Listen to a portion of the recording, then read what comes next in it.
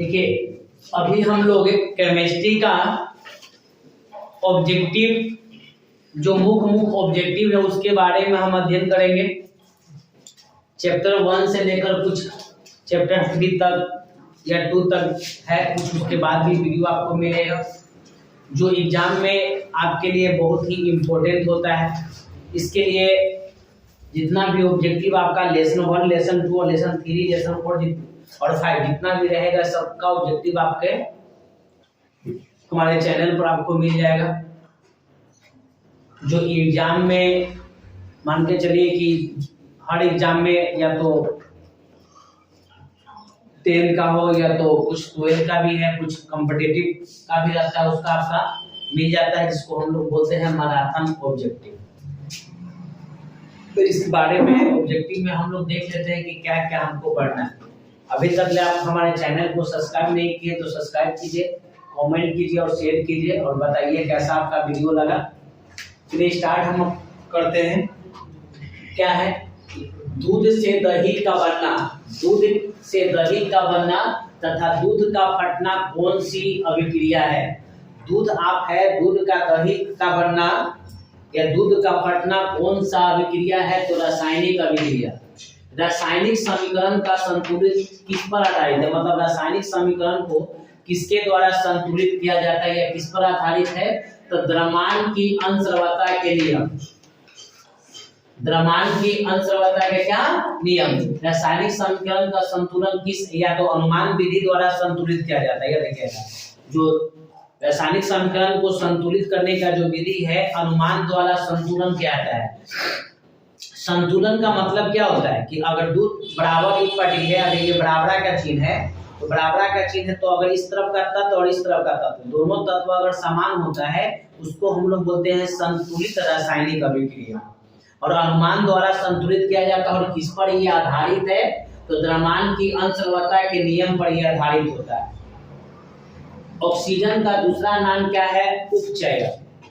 और अवकरण का दूसरा नाम है अपचयन। ऑक्सीजन का जो दूसरा नाम है उपचयन, अवकरण का दूसरा नाम है आपका अपचयन।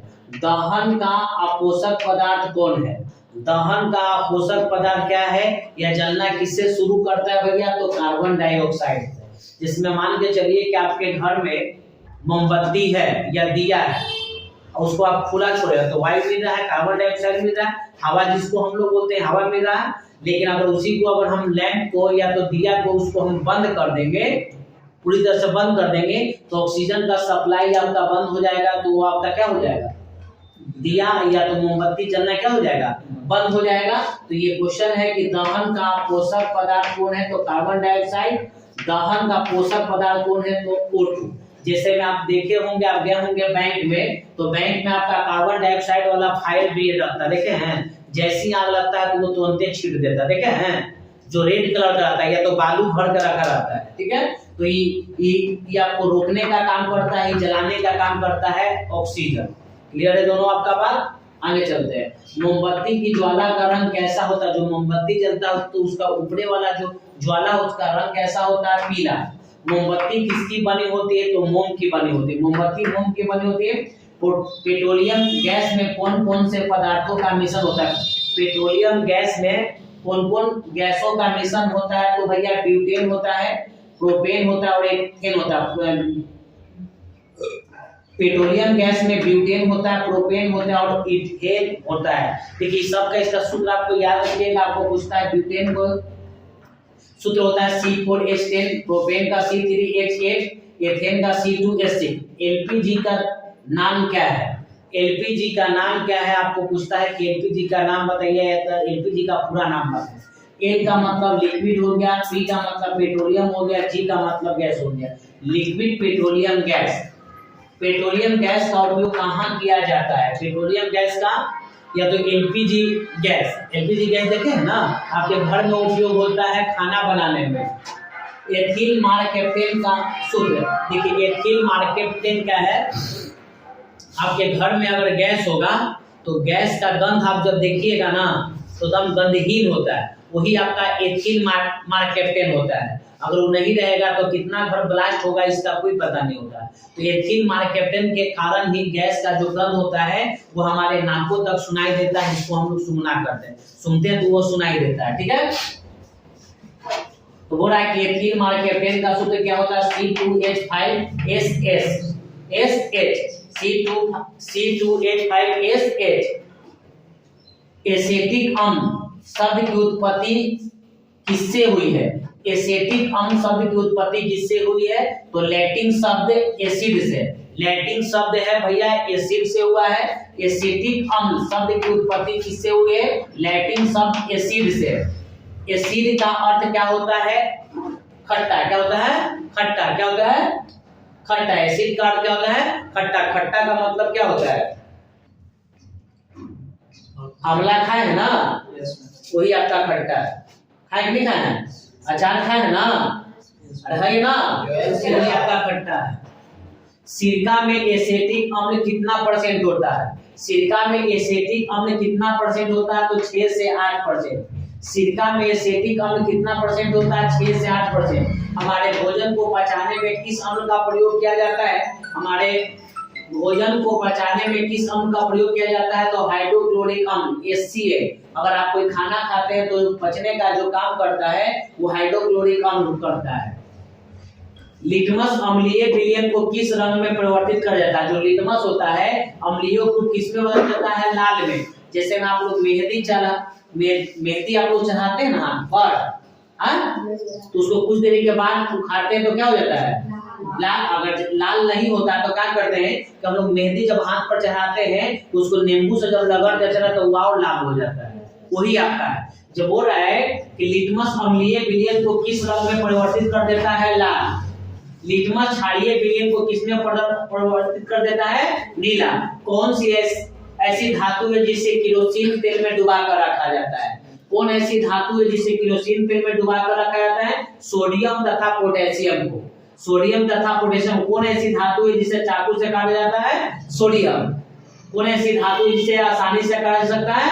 सोडियम। कौन ऐसी धातु है जो पानी में डुबा कर रखा जाता है? एक होता है केरोसिन तेल में। केरोसिन तेल में याद रखिएगा सोडियम और पोटेशियम, क्योंकि ये अधिक क्रियाशील धातु होता है। और पानी में डुबा कर किसे रखा जाता है? सफेद फास्फोरस को। सबसे अधिक क्रियाशील धातु का नाम बताइए। तो 3 को आप याद रखिएगा, पोटेशियम, सोडियम और कैल्शियम। सबसे अधिक क्रियाशील धातु का नाम बताइए। तो पोटेशियम, सोडियम और तथा कैल्शियम। सबसे कम क्रियाशील धातु का भी 3 को नाम याद रखिएगा, सोना, चांदी तथा पारा। सोना, चांदी तथा पारा। धातु के ऑक्साइड मूलतः क्या होते हैं? भास्मिक। ये भी क्वेश्चन पूछता है कि धातु के ऑक्साइड मूलतः क्या होते हैं? भास्मिक। अम्ल तथा जल के बीच कौन सी अभिक्रिया होती है? ऊष्माक्षेपीय अभिक्रिया। अम्ल तथा जल के बीच कौन सी अभिक्रिया होता है? ऊष्माक्षेपीय अभिक्रिया। अम्लीय विलयन का पीएच मान क्या होता है? 7 से कम। अम्ल याद रखिएगा, अम्ल खट्टा होता है तो 7 से कम, और उदासीन का 7 हो जाता है और क्षारीय के 7 से अधिक। अम्ल खट्टा होता है तो 7 से कम, उदासीन 7 होता है और क्षारीय 7 से अधिक। नेक्स्ट आते हैं, आयोडीन की कमी से कौन सा रोग उत्पन्न होता है? तो भेगा रोग उत्पन्न होता है। आयोडीन के जो कमी से रोग उत्पन्न होता है वो भेगा रोग होता है। धातुओं और अधातुओं को किस आधार पर वर्गीकृत किया गया है? तो कोई भी अगर बांटेंगे, किसी को भी बांटेंगे तो कुछ ना कुछ तो उसको गुण देंगे ना, तो गुणों के आधार पर विभाजित किया गया है। विशिष्ट गुणों के आधार पर सबसे अधिक तन्य धातु का नाम बताइए। जो सबसे अधिक तन्य धातु है जो पिघलने पर तुरंत फैल जाता है, तो नाम क्या है? सोना और क्या? चांदी। सोना और क्या?